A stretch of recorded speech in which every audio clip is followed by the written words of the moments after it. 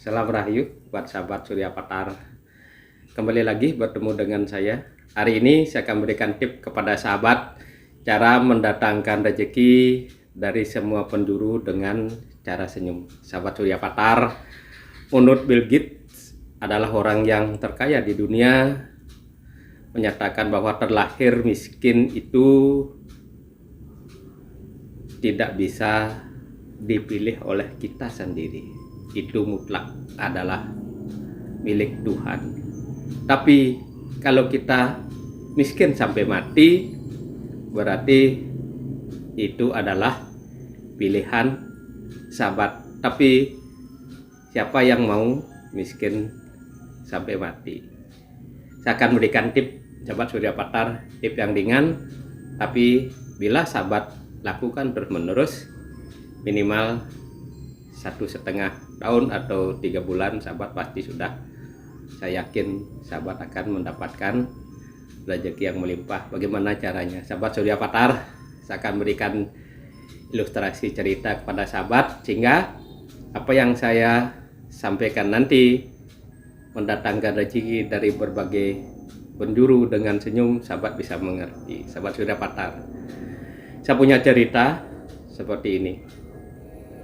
Saya punya sahabat yang melakukan pendidikan di luar negeri, yaitu di Jerman. Ini karena orang Indonesia, dia perginya ke Jerman bersama keluarganya. Satu, dia sendiri, seorang ibu bersama suami, bersama dengan 2 anaknya. Untuk mencapai cita-citanya menjadi profesor, datanglah dia ke Jerman, melakukan perkuliahan, pendidikan dengan serius, dengan harapan nanti segera dia pulang membawa profesornya. Sampai di Jerman, sahabat Surya Patar bertemu dengan profesor yang mendidik dia. Lalu profesor memberikan tugas kepada sahabat saya itu. Semua mahasiswa diberikan tugas membuat tesis, membuat proposal dengan judul senyum. Nah, terbersitlah di pikirannya dia bahwa apa yang profesor berikan kepada saya kalau di Indonesia itu sudah biasa, tapi apakah mencari profesor hanya dengan membuat tesis senyum ini? Saya menganggap itu sudah yang sangat-sangat sering saya lakukan. Akhirnya dia keluar dari ruangan itu dan memberikan cerita kepada anak-anaknya bahwa dia ditugaskan oleh profesornya untuk membuat proposal, membuat tesis dengan judul tersenyum. Akhirnya dia pun mau pulang ke tempat apartemennya bersama keluarganya, dan di tengah jalan dia merasa lapar dan mengajak suaminya untuk pergi ke mall membeli makanan. Sampai di mall, tapi di sana sudah banyak yang antre untuk mendapatkan pesanan makanan. Dia pun ikut mengantre seperti orang-orang di Jerman itu. Sahabat Surya Patar, semuanya menoleh, melirik dia, memandang dia, tapi dia merasa apa yang membuat mereka sampai memandang saya dan pergi dari depan saya, dan di belakang mereka pun juga menoleh ke belakang dan pergi. Akhirnya dialah sendiri dan merasa bingung, kenapa orang-orang di depan saya dan di belakang saya yang antre keluar dari antrean. Akhirnya dia menoleh ke belakang dengan senyum. Dilihatlah seorang ibu beserta anaknya Kalau tidak salah dia adalah seorang pengemis, karena dilihat dari pakaiannya adalah compang-camping, kotor, bahkan bau sekali, bau amis bercampur dengan bau debu di jalanan, bau keringat. Akhirnya orang-orang di situ bilang, buset, kurang ajar, keluar dari antrian. Tapi teman saya itu tersenyum menoleh ke belakang. Ketika dia terkesima melihat orang-orang yang keluar dari antrian itu, penjaga, kasir bertanya, "Ibu mau pesan apa?" Dia tidak menghiraukan, dia tidak dengar. Sampai 3 kali kurang lebih seorang pelayan, seorang penjaga rektornya, "Ibu mau pesan apa?" Akhirnya dia baru terengah bahwa dialah yang ditanya seperti itu. Dan dia tersenyum menoleh ke belakang dan memberikan ibu dan anaknya itu tempat untuk di depannya. Sobat Surya Patar, akhirnya dia melihat dengan senyum, dengan bahagia, orang itu diberikan di depannya untuk memesan makanan. Tapi tahu-taunya apa yang dia pesan, Sobat Surya Patar?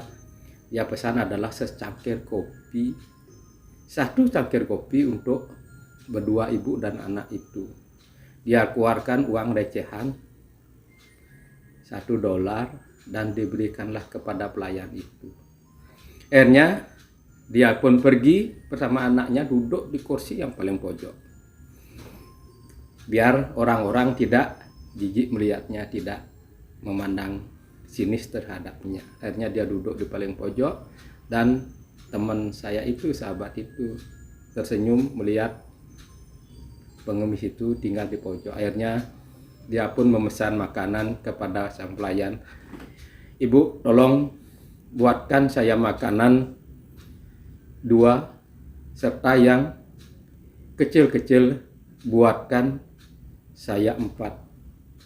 Yang 4 bawa ke meja nomor 4. Di situ ada suami dan anak-anak saya. Yang 2 saya yang akan membawa pesanan yang besar-besar ini."